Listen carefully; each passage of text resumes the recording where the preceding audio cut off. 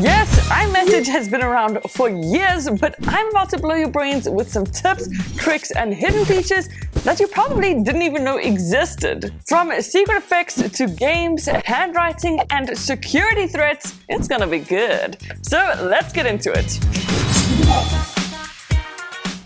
Okay, so when you first open up iMessage and want to send a message, everything looks pretty standard.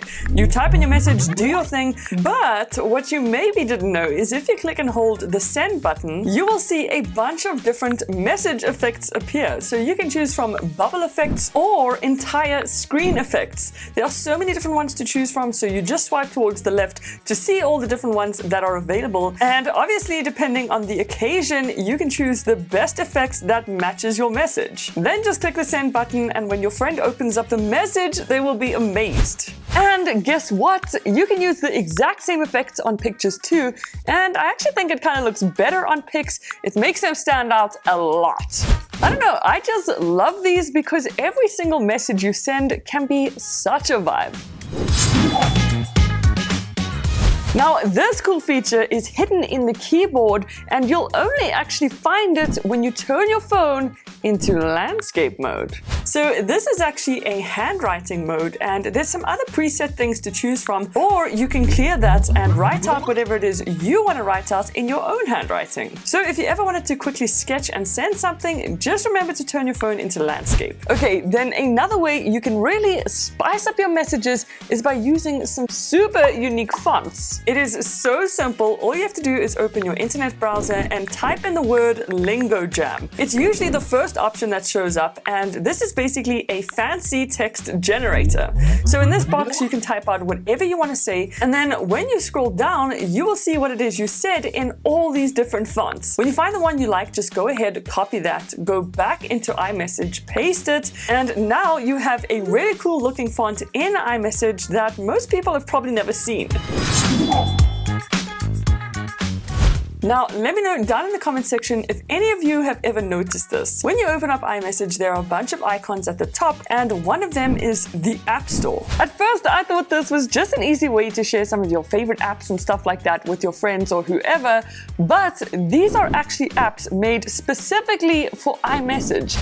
Insane, right? I know. So in here are some useful apps for iMessage, but there is also a ton of games that you can download and actually play with friends over iMessage. So I downloaded one called Tic-Tac-Toe, opened it up, and make sure your friend has also downloaded the same game. Then you can jam this game as much as you want over iMessage, and I'm not gonna lie, it's actually kind of addictive. And this is only one example. There are so many other games and things to choose from. So if you ever thought iMessage was lacking features, it actually has a buffet of crazy cool apps. By now, I am pretty much almost 100% sure you guys have all heard of Memojis, but what you maybe didn't know is if you click and hold on your Memoji, you can drag it onto a message as your response. You can drag as many as you want on and also make them really big. Okay, but what if you used the heart eyes emoji when you totally meant to use the laughing crying eyes Memoji? Well, it's actually really simple. You just click and hold down, then tap sticker details, and if you swipe towards the left, you'll see the trash icon, which will delete your sticker, and you can add a new one. Pretty cool. So I'm not gonna lie, sometimes it's just so much easier responding with an emoji instead of typing out a whole reply. Or maybe I'm just lazy.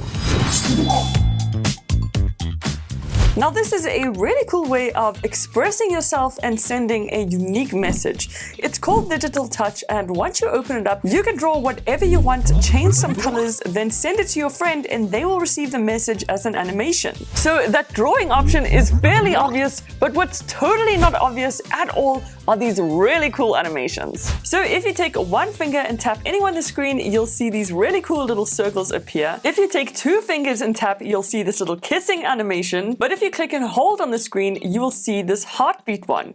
If you drag down, the heart will break. And finally, if you take three fingers, you can make this little fireball. So there are definitely quite a couple of options using all those different gestures. And again, just a great way to spice up your messages. Okay, now this one is a little crazy because it kind of compromises your security, but it's okay. I got your back, so listen up. when you're in iMessage and decide you want to send a picture that you took on your phone to a friend or anyone else, whoever it may be, once you send that message, they'll obviously receive it and everything seems fine, right? No issue. But what the other person can actually do is save that picture you just sent them to their photo gallery, and then once that picture is saved, if they go into the Photos app and click on it, you'll see that little info icon. And once they tap on that, if they swipe up, they can see the exact location of where this picture was taken. So yeah, thanks Apple for making that feature so extremely obvious, but luckily you can easily turn this off. You just need to head into settings and swipe down until you see privacy, then tap on location services, scroll down again, then tap on camera, and under allow location access, tick never. And so now when you send a picture, the exact location will not appear. Pretty cool.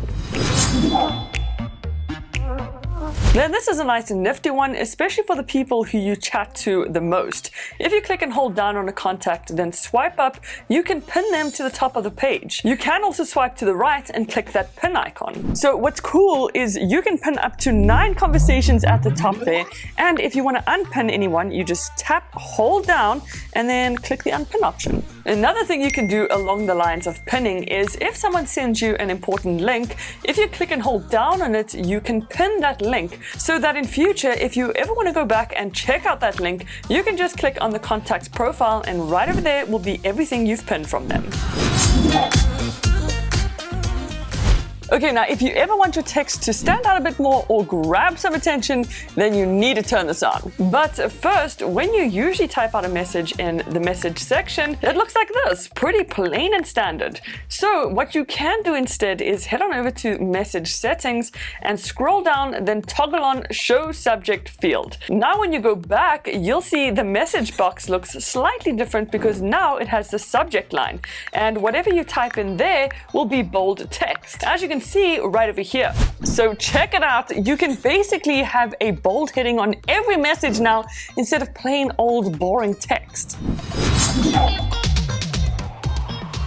So now I know I'm not the only one who gets spam messages, and this is a really great little trick to filter all of that spam. As you can see, I literally have a ton of spam messages and it's actually really annoying. So if you head on over to settings under iMessage, within there, if you scroll down, you'll see the option to toggle on filter unknown senders. Now when you go back to iMessage, you'll see in the top left-hand corner, it says filters with known and unknown senders. Now you basically never need to look at spam messages again and can have all the messages that matter front and center.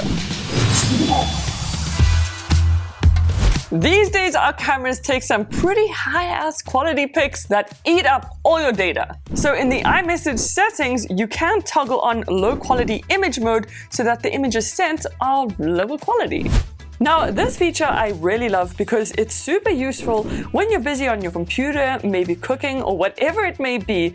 If someone sends you a super duper long message that's basically a book, you don't always have time to sit there and read this entire message. So instead of getting frustrated, all you do is click and hold down on the message and you will see this speak option. Once you tap on that, Siri will instantly start speaking out the entire message for you, so you can just carry on with what you were doing. Anyways, thanks so much for watching. Definitely check out these videos right up here and I'll see you in the next one. Toodles!